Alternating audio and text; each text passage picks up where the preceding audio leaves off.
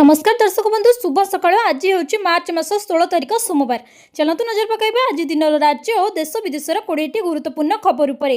ता पूर्व जदि आपण चैनल नुआ करी अछंती तेबे भिडियोटी को गोटे लाइक एवं शेयर करबा सह चैनल को सब्सक्राइब करी कमेंट बॉक्स रे आपण केउ जिल्लार भिडियोटी को देखुचंती जणातु, जहा फल रे प्रत्येक दिन एपरि नुआ नुआ अपडेट सर्वप्रथमे पाई परिबे। आज प्रथम खबर आसूची बड़ वर्षा पाणीपाग विभाग अलर्ट जारी कला। यही 4टी जिला दिन तापमात्रा 3 रु 5 डिग्री कमिबा नहीं आकलन। आसंता 18 तारिख जाए राज्य में विभिन्न स्थान में वर्षा हो पारे। काल बैशाखी प्रभाव में 15 तारिख में मयूरभंज और केन्दुझर में घड़घड़ी सह वर्षा होइतिला।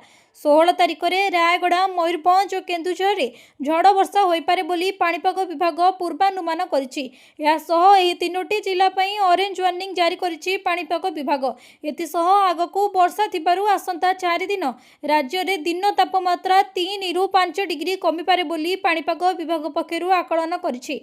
तेबे 17 और 18 तारिख में उत्तर ओडिशा और दक्षिण ओडिशार किछि स्थान में घड़घड़ी सह वर्षा हो पारे बोली पाणीपाग विज्ञान केन्द्र पक्षरु आकलन करा जायछि।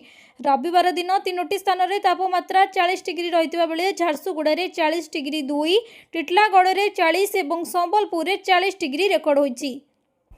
परवर्ती खबर एप्रिल 1 बदलुची आयकर नियम सीधा सड़क आपण पकेट उपरे प्रभाव पकाइब। यही 7टी बड़ परिवर्तन। जदि आपण जड़े टैक्स पेयर तेबे यही खबर आपण अत्यंत गुरुत्वपूर्ण।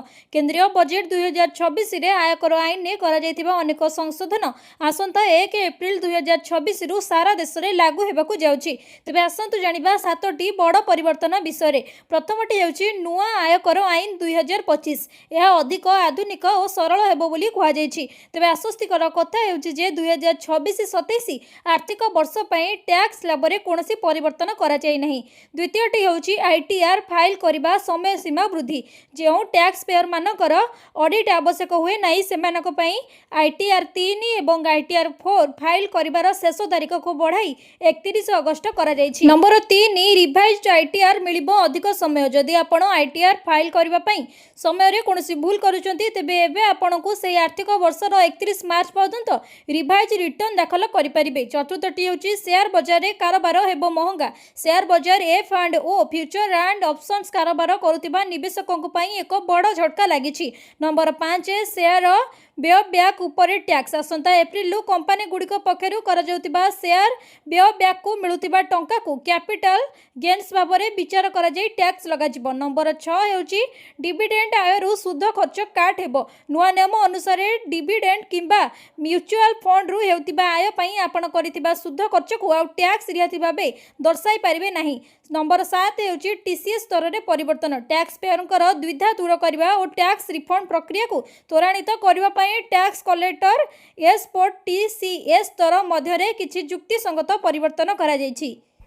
परवर्ती खबर आपण खाता को ए जाए आसीनी कि पीएम किसान योजनार 22तम किस्ती टंका एमिति करंतु जांच। केंद्र सरकार प्रधानमंत्री किसान सम्मान निधि योजना अधीन में चाषी माने वार्षिक 3टी किस्ती आर्थिक सहायता पाती। यह योजनार 22तम किस्ती मार्च 13 रे जारी करा जायतिला। एथर सारा देश में 90 नियुतरु अधिक चाषी परिवार अकाउंट को 2000 टंका जमा करा जायतिला। किंतु ए पर्यंत अनेक चाषी अकाउंट को यही टंका पहुंची नहीं। जदि आपण को भी टंका मिली नहीं तेबे एपरि करंतु जांच। पोर्टाल ले बेनिफिशियल स्टेटस को विभाग को जानतु। या परे आपणकर आधार नंबर एवं अकाउंट नंबर किंबा मोबाइल नंबर दे प्रवेश करंतु। या परे गेट डाटा उपरे क्लिक करंतु। संपूर्ण स्थिति तुरंत स्क्रीन ने देखा जिवो। या परे जदि आपण टंका न पाई अभियोग करबा को चाहुचंती तबे ई केवाईसी संपूर्ण होइछ कि नाही ताहा जांच करबा को निश्चिंत करंतु। या सहित जमी रेकर्ड गुडिक विशेष करी लैंड सीडिंग स्थिति अपडेट अच्छी कि नहीं जांच करंतु। सबु किछि ठीक अछि किंतु टंका ए पर्यंत जदि मिली नहीं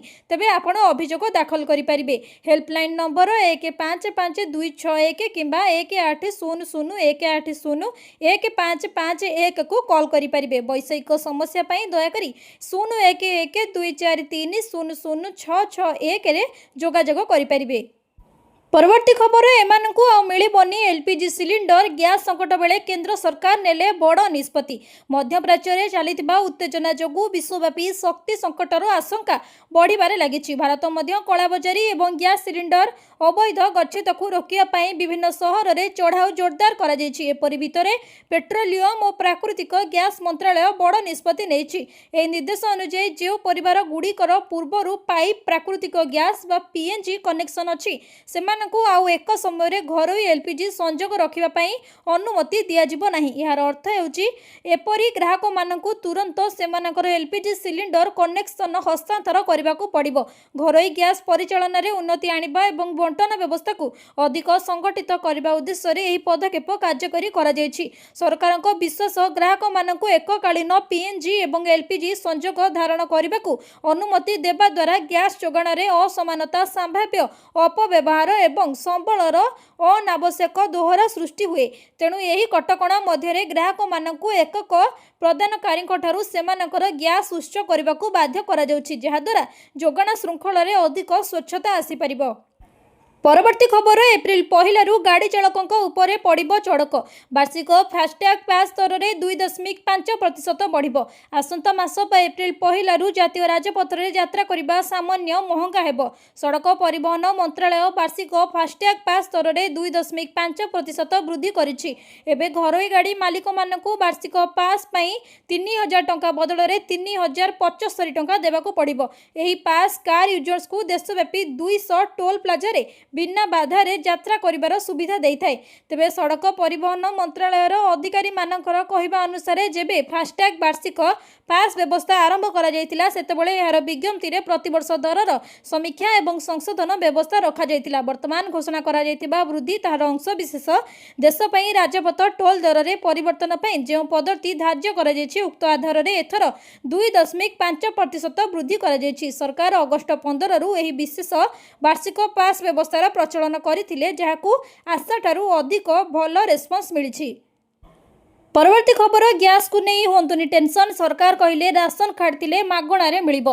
रंधन गैस रो अभाव हेले आमे विकल्प इंधन भाव में किरोसिन जोगाई देबाकू प्रस्तुत अछु। सारा देश में जेतेबेले रंधन गैस जोगाण रे विलंब हेउछि सेतेबेले भारतीय तैल विपणन कंपनी गुड़िक चैलेंज कर पदक्षेप नेइछन्ति। तेबे इकोनॉमिक टाइम्स अनुसार जदि गैस सिलिंडर संकट शोचनीय स्थिति रे पहुंचे तेबे सेमाने जनसाधारणक पई विकल्प भाव में किरोसिन उपलब्ध करबाकू योजना करुछन्ति। अधिकारी माने स्पष्ट करिसेंति जे यह केवल जरूरीकालीन परिस्थिति रे कार्यकारी कराजिबा पई एक सतर्कतामूलक पदक्षेप। अधिकारी माने पुराणा उपाय रे राशन दुकान माध्यम रे एही किरोसिन बंटन करबाकू योजना करुछन्ति। एति पई सेमाने राज्य सरकार साधारण बंटन व्यवस्था रे सहायता नेबाकू योजना करुछन्ति। जदि युद्ध परिस्थिति थमी न जाए तेबे अधिकारी माने केते शीघ्र एही बंटन प्रक्रिया आरंभ करि परिबे से नै ब्लू प्रिंट प्रस्तुत करुछन्ति। विशेष करी पूर्व उत्तर प्रदेश रे तेल कंपनी गुड़िक पक्षरु पुराणा किरोसिन डीलर मानकू कॉल करा जायछि। परवर्ती खबर नियोजित हेबे 25 लाख अधिकारी। भारतीय निर्वाचन आयोग ईसीआई रविवार दिन 4टी राज्य एवं गोटे केन्द्रशासित अंचल में हेबाकु थिबा विधानसभा निर्वाचन पई तारीख घोषणा करिसेंति। एप्रिल 4 रे राज्य और गोटे केन्द्रशासित विधानसभा निर्वाचन पई मत अनुष्ठित हेबो। मे 4 रे निर्वाचनी फलाफली आसिबो। एप्रिल 9 रे गोटे पर्याय रे आसाम, केरल और पुडुचेरी रे मतामत अनुष्ठित हेबो। पश्चिम बंग रे दुईटी पर्याय रे एप्रिल 23 और एप्रिल 29 तारीख रे मतदान देबाकू थिबा बेले तमिलनाडु रे गोटे पर्याय रे एप्रिल 23 रे मतदान अनुष्ठित हेबो। देशर मुख्य निर्वाचन पैनल तमिलनाडु, पश्चिम बंग, केरल, आसाम एवं केन्द्रशासित अंचल पुडुचेरी रे बहु प्रतीक्षित विधानसभा निर्वाचन पई एक कार्यसूची घोषणा करिसेंति। निर्वाचन तारीख घोषणा सहित समस्त निर्वाचन संबंधी राज्य रे आदर्श और आचरण संहिता लागू होइछि। मुख्य निर्वाचन आयुक्त ज्ञानेश कुमार निर्वाचन तारीख घोषणा सहित निर्वाचन में 25 लाख अधिकारी मुतयन रहिबे बोली कहिसेंति। 4 राज्य और गोटे केन्द्रशासित अंचल में 824 निर्वाचन मंडली 2,19,000 मतदान केन्द्र स्थापित करा जायछि।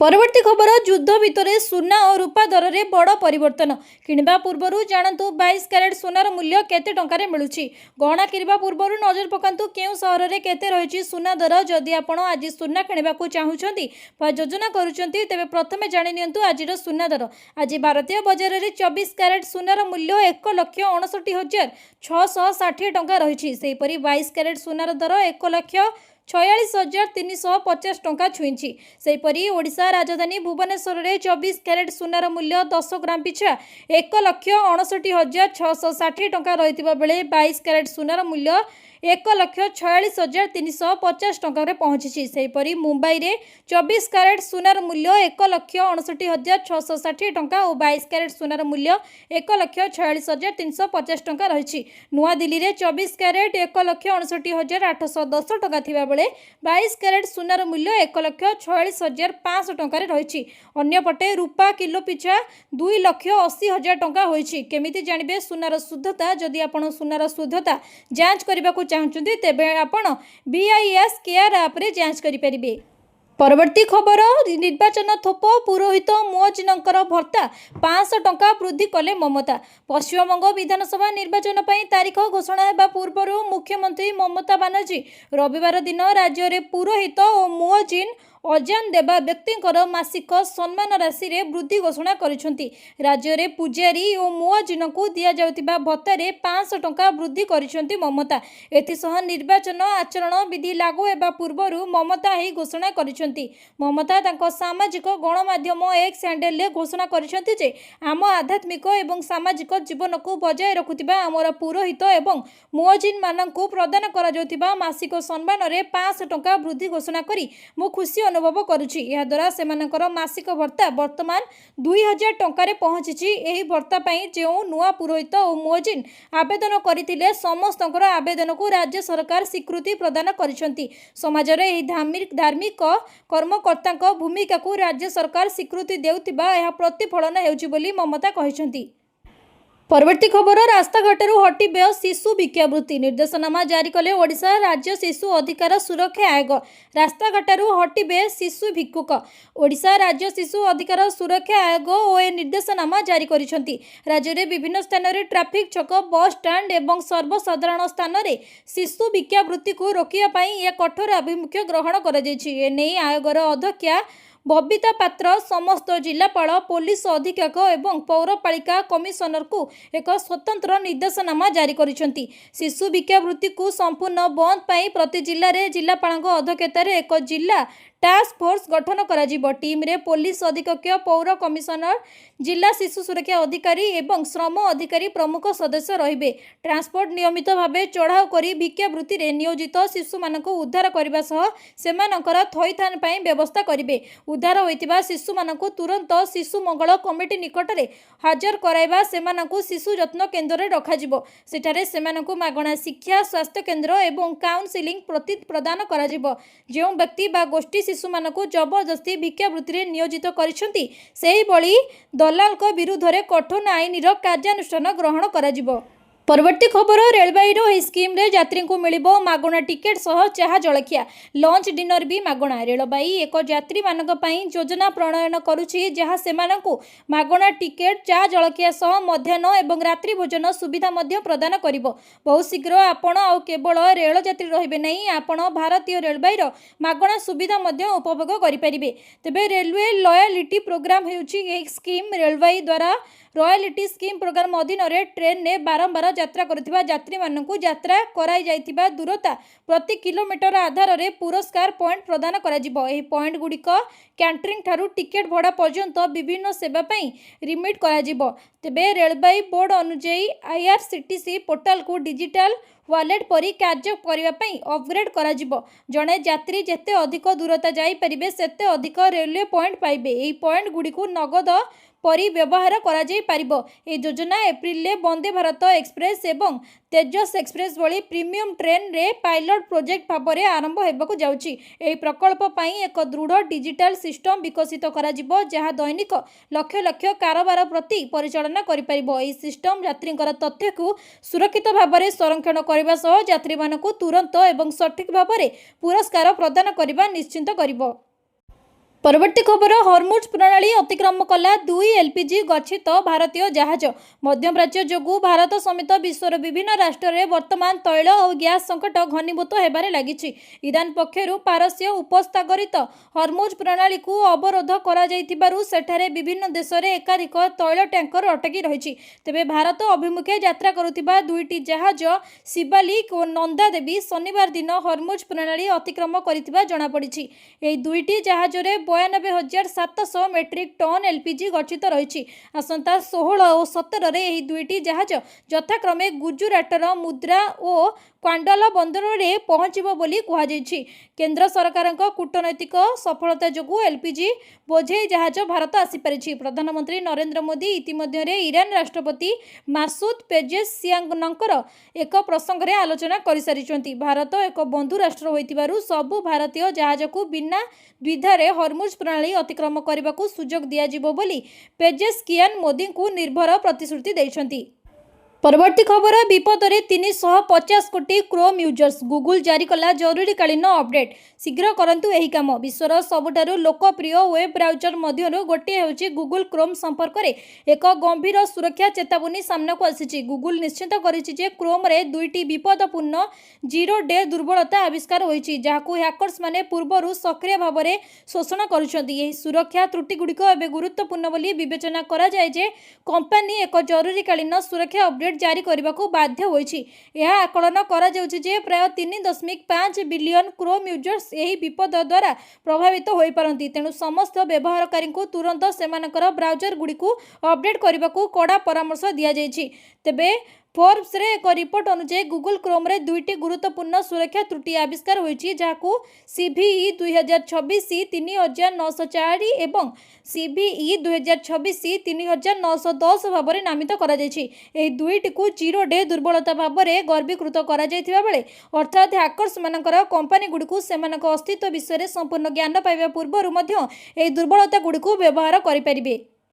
परवर्ती खबर पोस्ट ऑफिस रो ए योजना बयसों पाई साजिब आशार बाड़ी प्रति मासरे मिलिबो 20,000 पेंशन। जेतेबेले मासिक दरमा आसीबा बंद होइछे सेतेबेले अनेक अवसर प्राप्त व्यक्तिंक पाई प्राथमिक चिंता हेउछि जे मु मोर संचयरु किपरि नियमित आय सृष्टि करिबि। एहिठारे वरिष्ठ नागरिक संचय योजना किंबा एससीएसएस कार्य रे आसे। यह एक सरकारी समर्थित संचय योजना जहाँ पोस्ट ऑफिस रो एही बैंक माध्यम रे उपलब्ध। उल्लेखनीय जे यह वर्तमान स्थिर आयक निवेश विकल्प गुड़िक मध्यरु सर्वाधिक सुध हार प्रदान करे। एही योजना वर्तमान 8.2% वार्षिक सुध हार प्रदान करे। तेबे वर्तमान आपण एससीएसएस रे सर्वाधिक 30 लाख टंका निवेश करि परिबे।